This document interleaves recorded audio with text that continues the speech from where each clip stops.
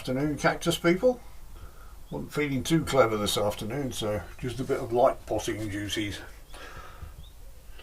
I've had these in the cactus house for well, since middle of last year. They were rescues that I got, and I've only just got around to potting them up. It's one of those jobs you put to one side, you think I'll do that when I've got a minute, and this afternoon I thought that'll be a nice job to do. So have a look here.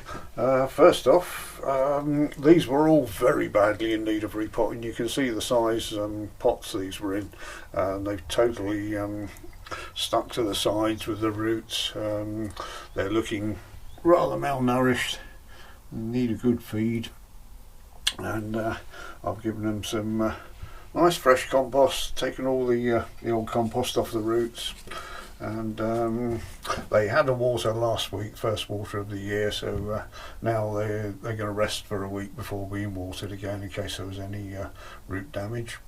In fact, one of them didn't have many roots at all, so I'm hoping that picks up. But what we've actually got, this one here is micro daisies. I'm trying to think of which one. One of the micro daisies, a monstrose version. So I'm just keeping that for propagation. I've got one potted up in the cactus house for display, so that'll be a good standby plant to take cuttings off. This one is some sort of clyster cactus, a monkey tail. This was given to me as a cutting last year. It was just in some peat. I put it in a nice gritty compost in a deep pot there, and hopefully that will, well, I'm going to have to put it up on somewhere if it gets much longer, but I don't know what sort of flowers it's going to have. It's slightly different from the ones I've got, so it'll be interesting to see. And what we've got here, first off, I thought we had Echinopsis, but the label's totally faded. There's something very, very faint on that. I don't know if I can photograph it and enhance it, but not holding my breath. But what it probably is, I don't think it is an Echinopsis looking at it now. This is Gymnocalycium horstii, which you can see is very, very similar to it. I'll hold those two together.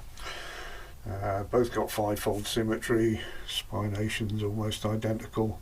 Yeah, it's even got the little curved spines in the middle on both of them, so more than likely that's a gymno. So this one is an Echinopsis. This does need a good feed. Crantonvilliana, I think that says.